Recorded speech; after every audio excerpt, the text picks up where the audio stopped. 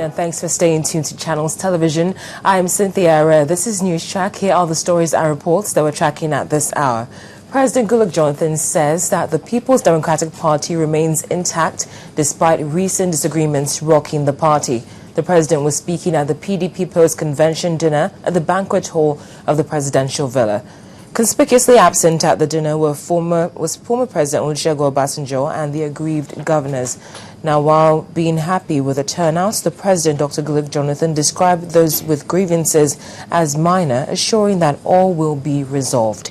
He said the dinner was a partial fulfillment of the party's decision to encourage periodic meeting to interact with party members across the states and at different cadre for them to bond with each other. The president reassured the newly elected of his support and reiterated the need to work as a team. He also reiterated that the PDP had the support of Nigerians and nobody wants to see it disintegrated. In his own speech, the chairman of the Board of Trustees, BOT, Chief Tony Aneni, said this is the first time the party was discussing about its future. He appealed that the task ahead is enormous and called on the new executive to work as a team to move the party forward. He urged President Jonathan and others who have intentions to run for 2015 to come out and declare their intentions by the end of September, that it is no longer right to say the time is not right. Now, as the battle for 2015 election gathers momentum, a chieftain of the All Progressives Congress APC and former governor of Kano State, Mr. Ibrahim Shekarau, says the Northwest Zone would be a walkover for the APC and that Vice President Namadi Sambo, who is from the zone, does not pose any threat. Speaking with journalists during a conference organized by the Kaduna-based Movement for Better Future and Democratic Emancipation Movement held in Kaduna, Mr. Shekarau said the federal government has also failed woefully in ensuring the security of lives and property of the citizenry. Now, as the crisis rocking the PDP deepens, the clamor for who becomes president in 2015 seems to be a major issue in the whole debate. Niger Delta activist Asari Dokubo says President Jonathan must return in 2015 whether or not the seat is contested. That we are all called to join the party, and we join the party out of free will. But somebody stays and now dictates. In Rivers State, the secretariat of the party belonged to me. There was no party. The secretariat belonged to me. The vehicles used, everything belongs to me. You. You bought them? Yes, I funded the party. But what we are saying is that somebody cannot stay in Lagos and decide for Rivers people. It's an insult to Rivers people. Who will be our governor? Who will be the governorship candidate of our party? Somebody cannot stay. That's your grievance? Yes, excuse me, that's my grievance. It's an insult on me, insult on the people of Rivers State. It's not going to be possible. So that's why you are leaving ACN? No, I left. So which party are you hoping to join now? Now, as we are going, there's no sitting on the fence. The battle before us, when some people say they have the right to rule, others don't have. There's no sitting on the fence. All of us will have to be in the ring. And then we cannot leave Goodluck alone. I will declare for the PDP. We will fight because this battle, there is no retreat, no surrender. We will not take any prisoner of war. All right. It will be total vanquish. What do you see for 2015 as a PDP based on the crisis going on now? 2015 is already a settled matter. Goodluck Jonathan will be president in 2015. Whether they contest or they don't contest. Goodluck Jonathan will be president. If they say the blood of the dogs and the baboons will be soaked in water on the street, in blood on the street, in salt water on the street, we will help them soak them in blood. The use of dogs in the fight against terrorism has contributed to the success in military operations in the Northeast, and so says the Chief of Army Staff, Lieutenant General Azubike Ihejirika, at the seminar on military police law. He commended the use of military police dogs and urged the officers to demonstrate a high sense of discipline in the fight against insurgency. The Army Chief was represented at the recently concluded Nigerian Army Military Corps of Military Police Law Enforcement Seminar held in Zaria, Kaduna State.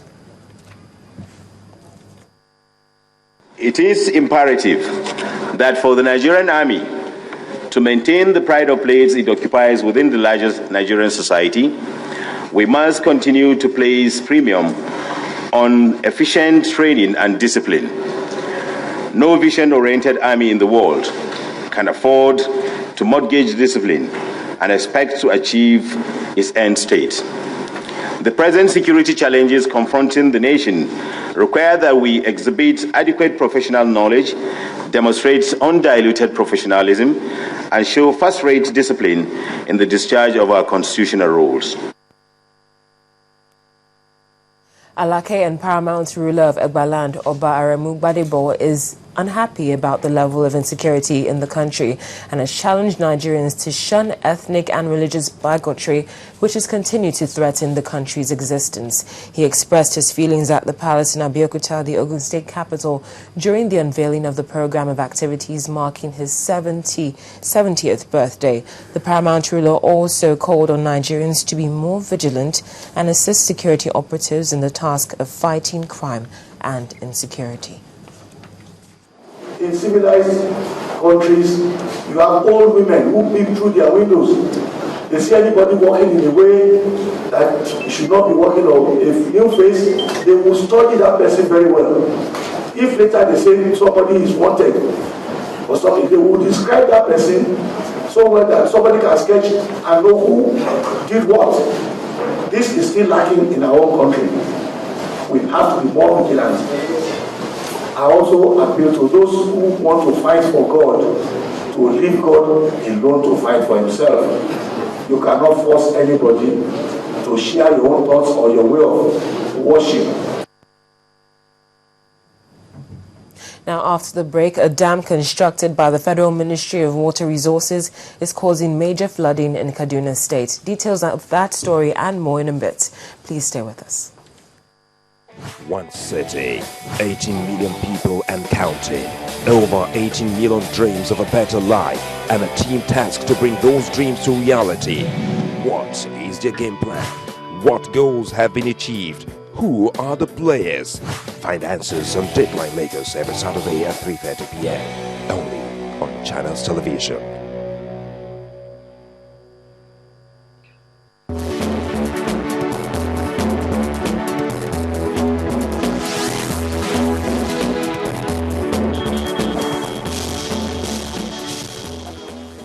Glad to have you back. For all our top stories and other programs, you can find that on our website. It's channelstv.com and on youtube.com/channelsweb. To get us on the move, visit m.channelstv.com to view us live on an iPad, iPhone or BlackBerry. You can also download the Channels TV app for Android and Nokia 920 devices from their respective stores. A dam constructed by the Federal Ministry of Water Resources in Kubal local government area of Kaduna State has overflowed its banks, causing major flooding of surrounding communities. State officials say the dams were opened last month, swamping areas along the Kalma River Dam and washing away farmlands. The state governor, Mukhtar Yero, accompanied the Minister of Water Resources and visited the area to assess the extent of devastation. Like fire, water can be a good servant, but it's also a really bad master. Well, that's the story of the Kalma River Dam in Kubao local government area and its impact on the surrounding community. The dam, which is 95% complete, was designed to bring with it several benefits.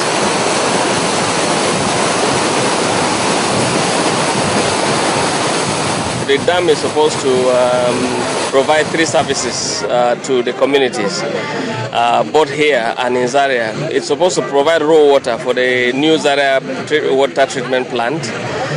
It's also supposed to provide avenues for irrigation, about 2,000